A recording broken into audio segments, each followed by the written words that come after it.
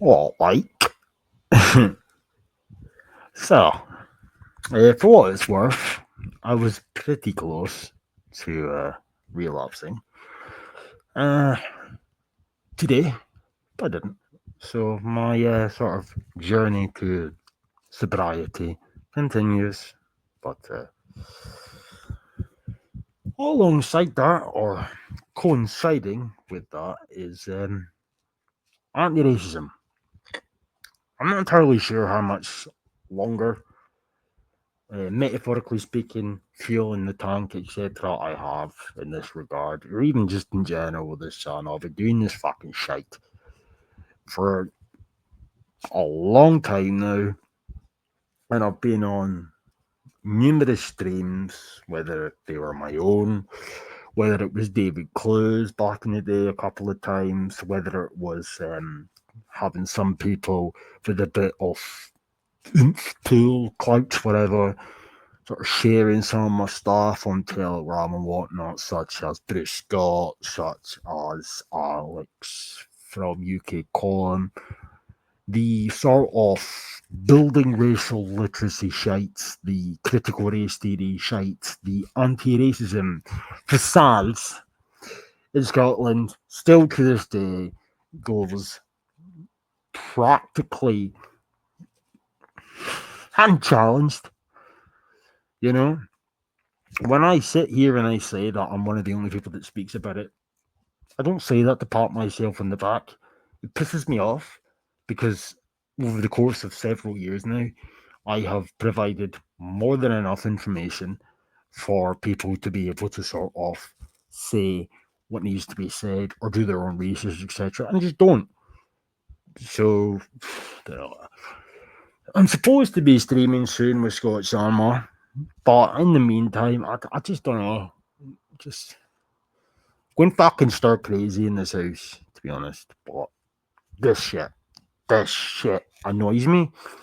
So I feel compelled to talk about it. Whether this gets 40 views, 80 views, 200 views, 300 views, but even if it did, what difference does it make? Because the reality matter is, nobody speaks about it, eh? You know? It don't. Everybody's like, oh my god, like fucking Keir Starmer or Iran or Donald Trump. Oh, get that. Fuck off. I mean, the same principle is applicable, when charity begins at home, problems begin at home too. Start focusing on what's going on here before you start fucking crying about what's going on in the Middle East. That's my opinion anyway. I couldn't give a fuck what's going on over there. However, I really am starting to digress. Um, so, fuck's sake. Right. So, this is just nonsense. Really is, So, it's recording of racist incidents is essential in Scottish schools. Right? New government guidance for schools on tackling racism is timely amid a rise in far right narratives and hate speech, says a diversity expert. I love when they like throw in the concept or the baseless term of expert after something, It's like the vegan experts, the car exhaust pipe expert, the Adidas trackies. Fuck off. You're a diversity expert. This will be great. Can't wait to hear what he's got to say. You must be very, very intellectual. Clear and consistent recording of all racist incidents. Now, what is a racist incident? I feel compelled to start repeating myself here. And I will try my best to sort of summarize as opposed to rambling for far too long, right? Well, what is a racist incident? Okay? A race like this. Perception, right? Perceived to be racist by the victim. It doesn't have to be perceived to be a racist incident via the victim. It could be perceived to be the case via a bystander. So, for example, you could, hypothetically speaking, anyway, call a brown guy a dickhead, right? Mr. Brown Guy might think that you called him a dickhead because he's brown. But even if Mr. Brown Guy didn't actually perceive what you said to him to have been said out of malice, prejudice, and or racism, somebody else could have perceived after witnessing you calling Mr. Brown Guy a dickhead. He could have perceived that to be said directly towards as a consequence of racism and hate prejudice. And this is just fucking nonsense, It's nonsense. But hey, perception. This is where we're at now, This is where we're at. So, back to the article in question. So, one teaching union welcomed the guidance as an aid to many students and school staff who lack confidence to report racist incidents. Even the terminology here is very deliberate, right? Because you're starting to see this more and more from these activists, right? They're trying to sort of coerce more and more schools and institutions to sort of kowtow to the pressure that's being deliberately placed upon them. They lack confidence. Read between the lines there, right? They lack the confidence to report racist incidents, right? So what that means is, if you take a step back, the institutions that allegedly lack the confidence aren't recording them, and if they are, they're not recording them adequately enough. But for the ones that aren't recording them at all, that needs to change. So in order for these changes to occur, they start fucking pressurizing them with nonsense like they lack the confidence. But again, they lack the confidence to report racist incidents. What's a racist incident? Perception, right? We're not talking about kids getting bullied because they're brown. We're not talking about black kids getting battered and called the N bombs, etc. We're talking about perception here. We're talking about microaggressions, etc. Right? But however, so it then goes on to reference the guidance, which I'm going to come on to in just a second. But before I get to that, here she is, the guru, the fun, the intellectual powerhouse, the fucking guru herself, Zoot Utamani, one of the three boots who I first covered many a year ago now, right? So it says, the guidance calls. I read. Did I? No, I didn't. I did. Nuzut Utamani, a University of Stirling lecturer and co-chair of the Scottish Government's Diversity in the Teaching Profession and Education Workforce subgroup, is one of the contributors to the interim guidance. She says, I love this. She says, schools must take this issue seriously now, as the broader societal context with the rise in far right narratives as opposed to what? Exactly, right? We exclude far right narratives from the conversation just for a second, right? Humor me, if you will. What does that leave you with? Progressivism, liberalism, anti-racism, whatever the case may be, right? The reality of the matter is, and I mean, I know I'm preaching to the choir here, beating metaphorical dead horses, okay, right? Far right narratives literally are anything these people disagree with. We know this, Anyway, she goes on to say, additionally, increased racial literacy, and there it is. There it is. Racial literacy, building racial literacy, critical race theory. So when they talk about racism, when they talk about anti-racism, when they talk about racist incidents, take away incidents and hone in on the term racist. What do they mean? Critical race theory. What do they mean? Racism. It could be anything. Structural racism, institutional racism, unconscious bias, microaggressions, economic racism. I could go on because there's a plethora of different definitions.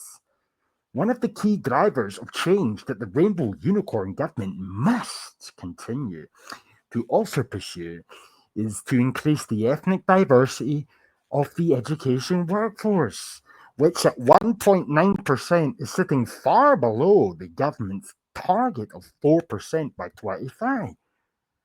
And what are they basing this on? I know I'm, again, sort of repeating myself here, but the 2011 census showcased that 96% of Scotland, right, was white, 4% non-white.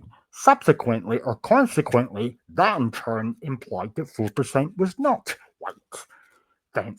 Henceforth, that meant that when it comes to any institution, but in this particular example, we're speaking about teachers, that implies that 4% of teachers in Scotland have to be non white to reflect the census.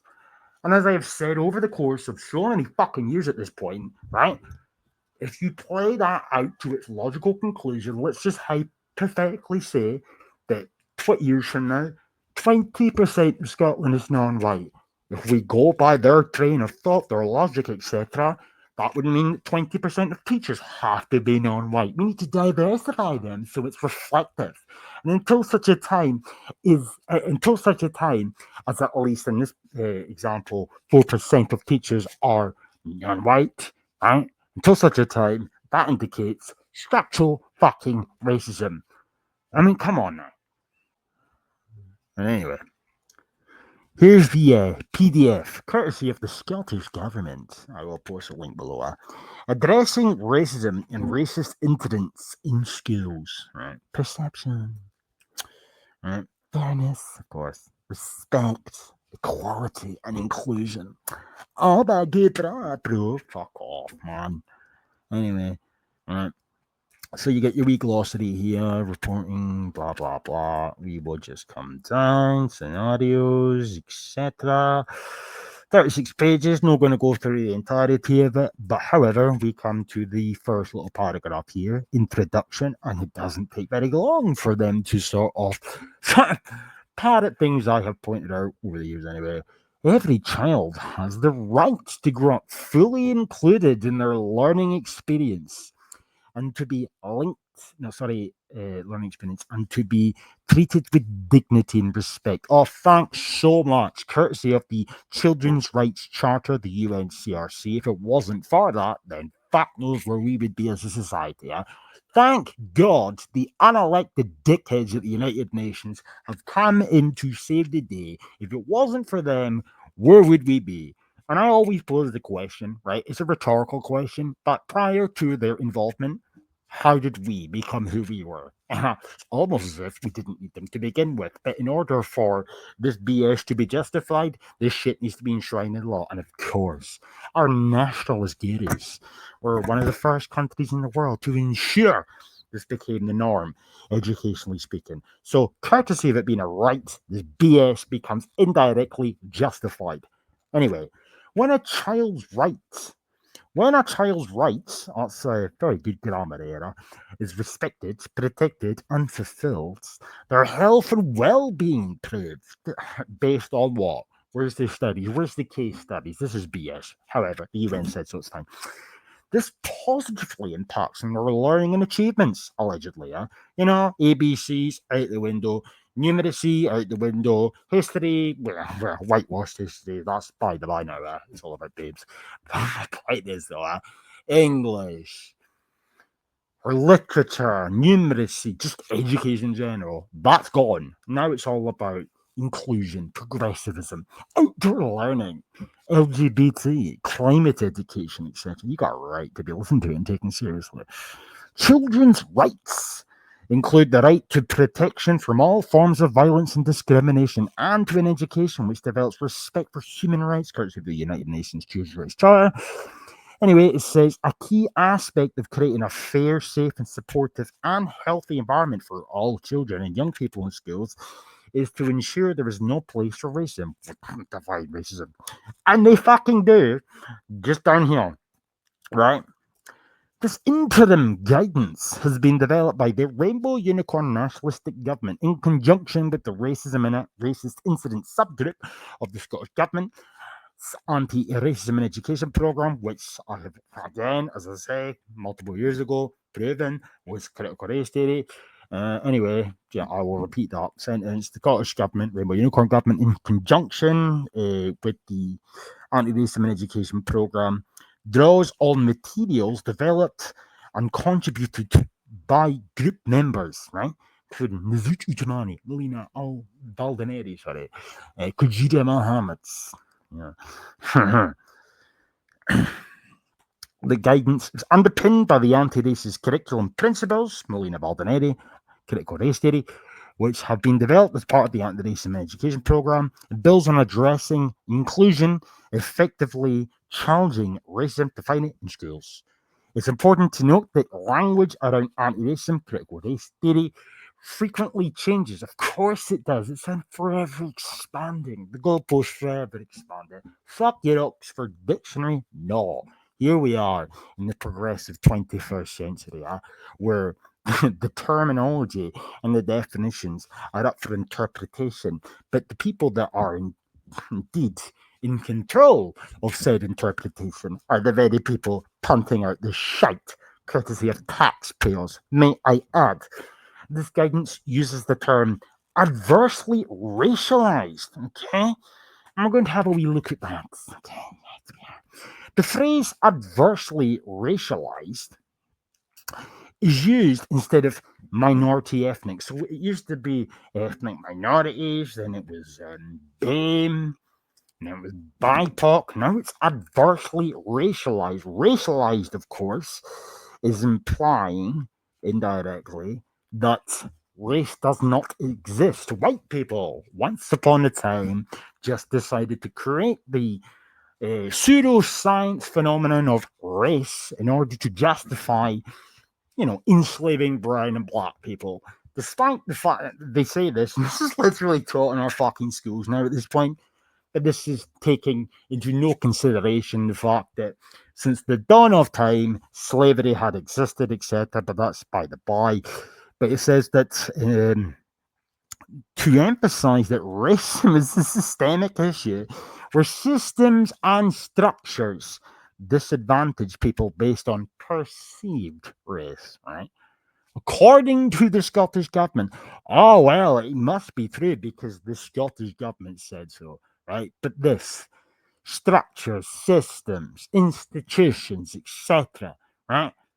It's just bullshit. But this is what we're dealing with now. This is in our schools, and this is what pisses me off. And this is why I question why people don't speak about it. But hey, well, it is what it is.